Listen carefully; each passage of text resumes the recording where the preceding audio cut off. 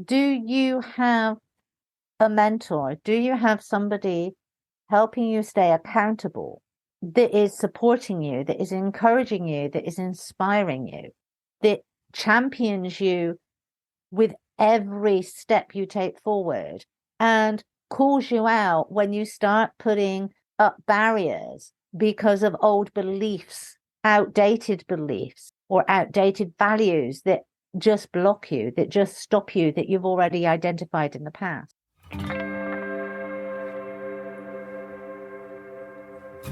Welcome to Spiritual Midwife, the podcast that tenderly guides you through the transformative journey of spiritual awakening and personal development towards the ultimate destination of soul sovereignty. I'm Claire Attio, a medicine woman and dedicated guide to the profound realm of soul sovereignty, and you are listening to Spiritual Midwife.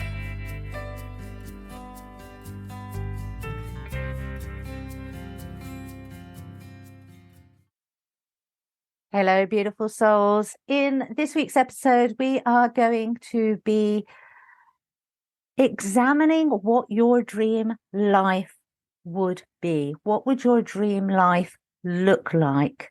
And what I recommend is that you do a visualization in meditation. Obviously, if you're driving and listening to this, don't do it now.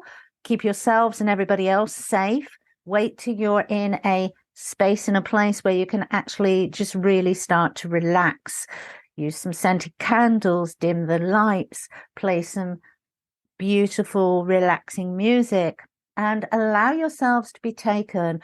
Always breathe into the heart. Stay away from the mental chaos. Stay away from what you think your dream life should be, and connect with the heart space and really delve into what you as a soul essence, as a soul being, desires. Very often we can think we want things in life because that is what life has taught us we should be having. And they don't resonate with us at the same level as our soul essence desires resonate with us. And this has a lot to do with the whole manifestation, magic and key. But when you're doing the visualization, what I'm going to do in this podcast is take you through some of the key aspects that you need to be considering, that you need to be looking at. And this will, as we proceed through the weeks, you will be able to take the information from this podcast and put it side by side with the information from last week when we did the wheel of life and where you're at.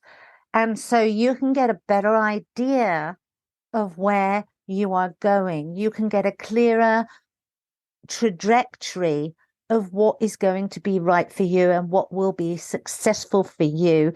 And in doing so, what is successful for your family, for your community, for the world. Soul sovereignty is primarily, first of all, getting ourselves on solid ground, living by our soul essence. And in doing so, we are then able to give unconditionally to everybody around us. This is why it's so important. It's not about me, me, me. The focus is on you. The focus is on you developing, on you growing, on you understanding who you are as a soul being.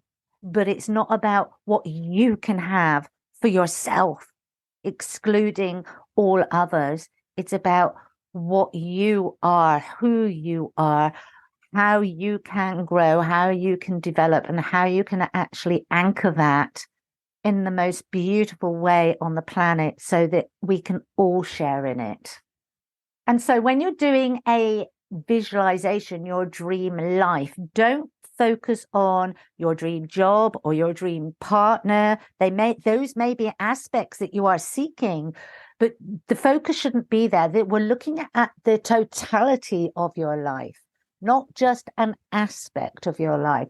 So when you do the meditation, ask to be shown the totality of your life? What does that look like? How does it feel? Where are you emotionally with that? Who are you sharing your life with? What are you actually doing to make positive change in the world? So you're looking at all aspects, and some of the key considerations for the visualization of your dream life are, first of all, your personal development. What skills and knowledge do you want to acquire? Do you need? And do you have? Let's not underestimate the knowledge that you already have.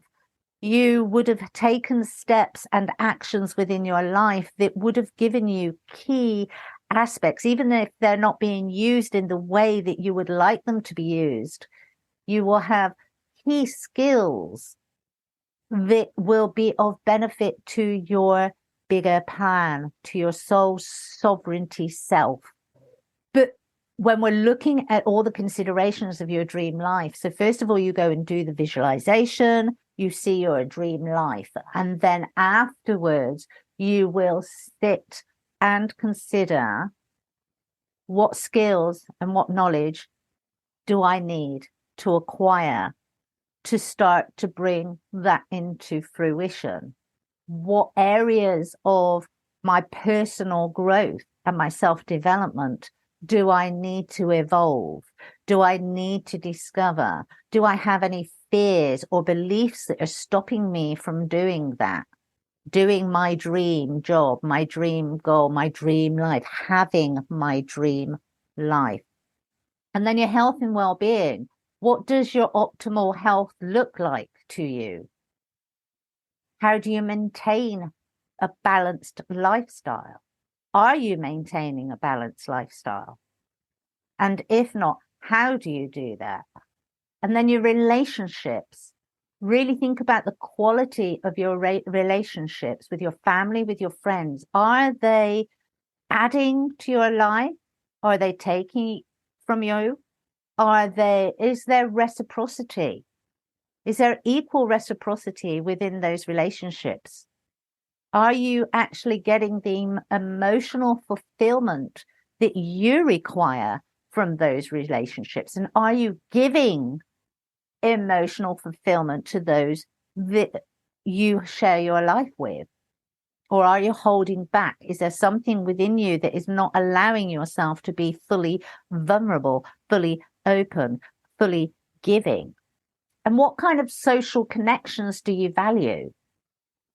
Who are you mixing with? What are your activities? Do they support your dream life, or do they keep you entrenched in a sense of lack? Do they keep you in a sense of looking over yonder and wishing that you could be there, and yet the people that you're socially interacting with energetically are keeping you stuck within that space and that place, rather than allowing you the freedom to step out of that box, to step out of that container, and to go and explore new environments, new people. And remember, when we say they're not, at the end of the day, it's our responsibility. We're comfortable in that zone. We have people going, oh, well, this is normal, that's normal. This is your lot in life. This is where we're at, and that is for those people. And we allow that. We have to take responsibility. We allow that to infiltrate our psyche, infiltrate our energies, and it stops us from making the moves that we need to do. So yes, we often project and just in the way that we speak, we go, are people keeping you stuck in a container? No, they're not really keeping us stuck in a container. Will they be happy that you step out of? Probably not. But that's theirs. That belongs to them. It's you that needs to step out if that's what you want. Your lifestyle and your environment. Where do you live? Where do you want to live? Are the two matching up? What does your ideal home look like? And the bigger question, why? Very often we can desire things in our life because that is what we've been conditioned to like. That's what we grew up with. That is normal and comfortable for us. That is how we measure our success. We have been taught that what we have in our lives, the material things are a measure of our success. So really dig in. Why are you desiring those? And if you truly are desiring them, what will they bring into your life? How will they add to your big life vision? What is it? What is it about having that 4-bedroomed house that is important to you? What is it about having that newer car that is important to you? What is it about having a house in the country is important to you? Really dig into and understand the importance of your desires, and then look at the activities. What is bringing you joy and fulfillment in your daily life? Do you have joy and fulfillment in your daily life? Is that something you experience habitually, or is that something that you experience only on the weekends or during the holidays or when you go on vacation? Start unpacking every aspect of your life. Really start to understand what's going on. You work in passion. What kind of work or activities make you feel passionate, make you feel fulfilled? Are you doing them? Are you actually in a job that brings you fulfillment, that utilizes all your skills and passions? And if not, why not? What is it that's keeping you in a place that's not bringing you fulfillment, that's not utilizing your skills, your passions, your natural innate gifts? And I'm not saying that you give it up and you walk away from it all. What I'm saying is fully understand what's going on. We all have limitations in life because that is how society is, and we're starting to break them. The whole pathway to soul sovereignty is breaking those limitations, but we have to do it in little steps. I'm not saying go and give up your job and relinquish all your responsibilities. What I'm saying is understand what's going on, because when we have that understanding and when we're being honest with ourselves, that's when we can start to bring greater balance in, because we take ownership of the things that aren't of our passion. For example, the job. So we may be doing a job because we have a family to support and a home to run, but it doesn't feed our passions. But if we're in denial of that, we're also in denial of our passions. And so we're not feeding our passions in other ways, in other aspects of our life. And so our passions fall to the wayside. And when they fall to the wayside, that is when we start to get out of alignment. That is when we don't have that balance. That is when we can go down the road of developing mental health problems. There are instances in life where we can't always do absolutely everything the way that we want to do it according to our soul essence at this point in time. But it's a pathway, it's a stepping stone, and we need to be honest about what we're doing and why we're doing it, and to acknowledge the fact, okay, in my working life, I'm not in a position at the moment. Let's not put yourself in a box for the rest of your life. I'm not in a position at this point in time to follow my passions in my working career. And so I am going to make a concerted effort. I am going to acknowledge mentally, energetically, that within my wheel of life, I will address and I will undertake my passions. I will not be in denial of them. And these are the key. This is why it's key aspects, key elements. So we can actually look at every facet of what makes us us. Finances. What level of financial abundance do you aspire to? And again, why? Why do you aspire to that? What is it about that particular level of abundance that you want? Why is that? And do you only look at abundance as finance? Because abundance is everything. Everything is abundant. Abundance can be everything and is everything. And so if we're only measuring our abundance by how much is in the bank account or by the material things we've got, we are missing out on a huge, huge aspect of life, a huge aspect of what the cosmos has to offer. We are missing out on joy that we could celebrate in our abundance. Because what we actually do when we just focus on finance, and I'm not going to deny finance is a very big thing in our culture. But if we're only focused on finance, it's very easy to become depressed, especially with what's going on globally at the moment, with being told that there's going to be this, that, and the other going on, and bills going up, and mortgages going up, and so if our only focus of abundance is on finance, then we're missing out. We're limiting our ability to feel abundant. And we can feel abundant with a couple of pence in our bank accounts. Now, I hope nobody is in that position, but the reality is we can still feel abundance when we have nothing financially, because abundance is not just finance. Finance is important, but it's not just finance. So you need to be looking at your mentality around abundance. What does abundance mean to you? And how do you feel abundant? And when it comes to your level of finance, what do you aspire to and why do you aspire? Then you need to kind of look into your management of your money and your investments of your money. How do you manage and invest your money in your dream life? What does that actually look like in your dream life? Then we move to hobbies, and we've touched on hobbies a little bit. When you can't do your passion in your work, then you need to be bringing your passion into your leisure activities, into your hobby time. Are the hobbies and are the activities that you do in your free time actually bringing you happiness, or the activities that you're doing for other people? Are they for your partner? Are they for your children?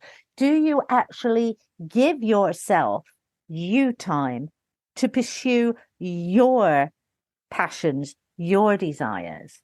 Do you allocate that time? And do you allocate time for relaxation? So few people allocate time for relaxation. We're taught it's lazy, or there isn't enough time, or this has to be done. We can get through our workload. We can get through our schedules. And I do this a lot when I'm doing the coaching. Step away, go and do a meditation, go for a walk in nature. Give yourself 20 minutes, 30 minutes, an hour, 2 hours, a day if you can afford to take a whole day. Give yourself relaxation time. Give yourself the space to breathe. And in doing so, you clear the fog of the to-do list and the worries and the concerns and the mental chaos. When you step away, when you take relaxation time and you clear all that fog out of your mind and you just breathe and you allow yourself to be in whatever form relaxation. Some people like going to the gym. Some people like to go for a cycle ride. I like to walk in the woods. We all have different forms of relaxation. Some people like to read a book. Other people like to listen to music. Other people like to stick a movie on. Be honest about what you like. Be honest about what really gets you to switch off mentally, that allows you to close the door on your working life and allow yourself to be, and do that regularly. Schedule that into your daily routine. What will happen then is, because you are taking regular relaxation time, you bring in regular inspiration and creativity, and you get through your work a lot quicker. You go through life feeling happier, with greater content. You can manage the challenges of the ebb and flow of life with greater ease. So then we'll look at your contribution and your impact on the world. How do you contribute to your community or the world?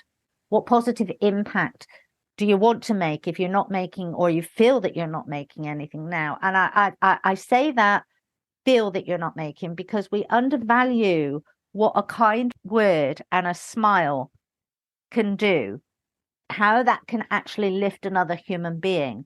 And you've only got to go into the inner cities to see everybody with their heads down, especially these days with mobile phones, everybody with their fingers on their phones, their heads are down. Put your phone in your pocket, lift your head, and see your fellow mankind. See them, see the people you share the streets with. Look them in the eye, give them a smile, a kind word.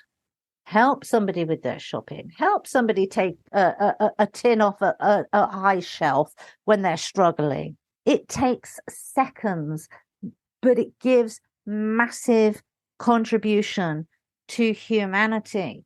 And so if you are a kind, compassionate, caring person, which most of you that are listening to this are, please don't underestimate your current contributions to mankind. It's in the little things that bring joy, that bring peace, that bring hope for some people to each other. We don't know what's going on in our lives individually with the people we see in the street. We don't know if they've just had some really bad news. We don't know if they're suffering with ill health. We don't know if they've just lost their job. We don't know whether their relationship is broken up. We don't know if they're living on the streets looking for work. We don't know that as we're walking.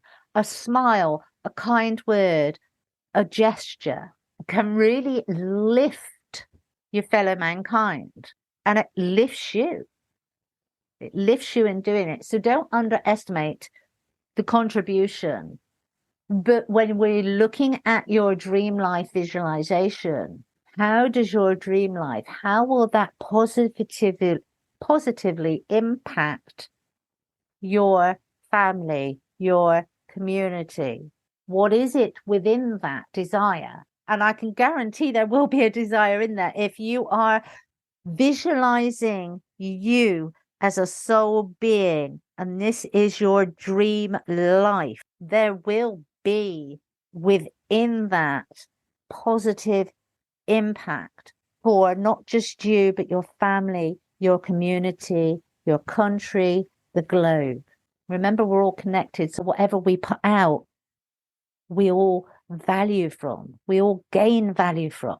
And then to look at your spirituality and your mindfulness. What role does spirituality and mindfulness play in your dream life? Does it play a role? Is there a role? And again, there will be.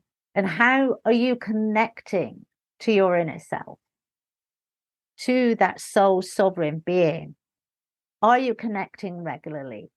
Is your dream life connected to that in some way? And if so, how? And again, it will be, but it's uncover it. Ask these questions of yourself and uncover how that is. How is that going to impact you? How is that going to impact your family? And then we go into the bigger questions of introspection. What is stopping you from pursuing this dream life? So you have your visualization, you have your dream life. So we then start to unpack, what is stopping me? What is stopping me from doing that? What specific fears or limiting beliefs do I hold? Am I still holding on to that are still within me that are stopping me from pursuing that? And then what external factors are hindering my progress? What obstacles are there? Or what perceived obstacles are there that are influencing my choices? And then taking it inwards again. What internal barriers? What am I actually saying? What's my inner speech? Have I got self-doubt? Do I lack confidence? What are my emotional and mental barriers that I'm putting up? What am I telling myself that is stopping me, that is slowing me down? And don't underestimate, have I clearly defined my dream life? Is my vision specific? Is it detailed? Is it aligned with my values and my beliefs and what I want to create in the world, what I want to be known for, what the legacy that I want to leave my family, my community. And when we're talking about specifics, we're not talking about I want a BMW that is in metallic blue and blah, blah, blah, and this spec and that spec. When we're talking specifics, it's about what emotions are you wanting to feel and why. You get really specific on the emotions that you're wanting to create and knowing your whys. Why are you wanting to create that specific emotional response? Why are you wanting that bigger house? Why are you wanting to buy land? What is it about buying some land? Is it that you're wanting to do with that? What are you wanting to create with that? When we're talking specifics, that's what we're talking. Really get specific over your whys, why you want to do something, why you feel it's important, what is it you want to create from that. And then what practical steps can you take now to move closer to that dream life? So breaking down your vision into actionable goals, actionable steps. So if you wanted land, for example, okay, what's the average price for the amount of land that you want? Eckies. Okay, you know that. Where would you like this land? What do you want on this land? Do you want woodland on this one? Do you want water on this land? Do you want a stream running through it, a river running through it? Well, what is it you're wanting?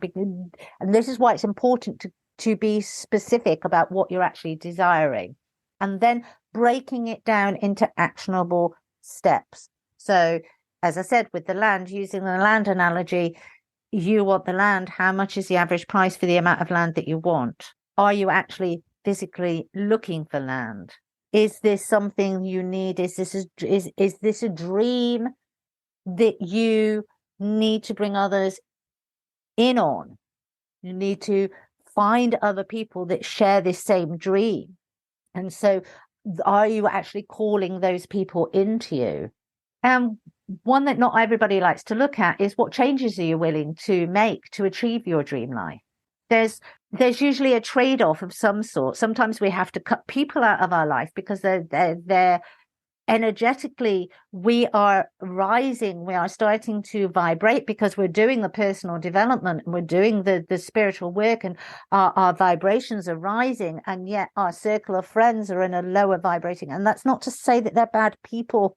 There is no hierarchy, but it's being aware that we need energetic resonance. And if we're mixing with a group of people that are not at the same vibration, then we're not going to be attracting the people that we need to create that dream life. And so we have to let go of those friendships so that we can attract the ones that resonate for where we want our dream life to take us. And so there is always a trade-off. So what are you willing to change? What are you willing to give up? What are you willing to adjust? The last one, which is really, really important, do you have a mentor? Do you have somebody helping you stay accountable, that is supporting you, that is encouraging you, that is inspiring you, that champions you with every step you take forward, and calls you out when you start putting up barriers because of old beliefs, outdated beliefs, or outdated values that just block you, that just stop you, that you've already identified in the past. So you can see there's a lot that goes into building your dream life aligned to your soul sovereign essence. And these are just a few aspects that I've actually given you here. These are just a few of the elements and the introspective questions that we need to be asking ourselves. There are a lot more that we could dig into, but I don't want to make this too long. I've given you a lot of information. I will actually put these questions that I have voiced on this podcast, I will actually put them up as a downloadable for you, along with a few others, so that you can start to work through them. And as we progress, you can start to see how they fit into the differing aspects of the wheel of life. And as you start to move through the process, you will actually see that wheel of life start to expand, which is why it's such a beautiful tool to use. If you didn't listen to last week's podcast, then I implore you to go back and listen and actually download the wheel of life and do that, and then come back to this one. Take the time to do the visualization in a state of meditation and write it down and keep going back to it. Don't fix it in stone. Write it down, journey afterwards, and do some journaling each time you do it. It's going to be flexible. As you grow, as you develop, so will your vision grow and develop, and will bring in differing aspects. So don't do your visualization and stick it in a box and keep it fixed. Allow your visualization to also grow and expand. And so that's it from me. You've been listening to Spiritual Midwife, and we'll see you on the next one. Bye-bye.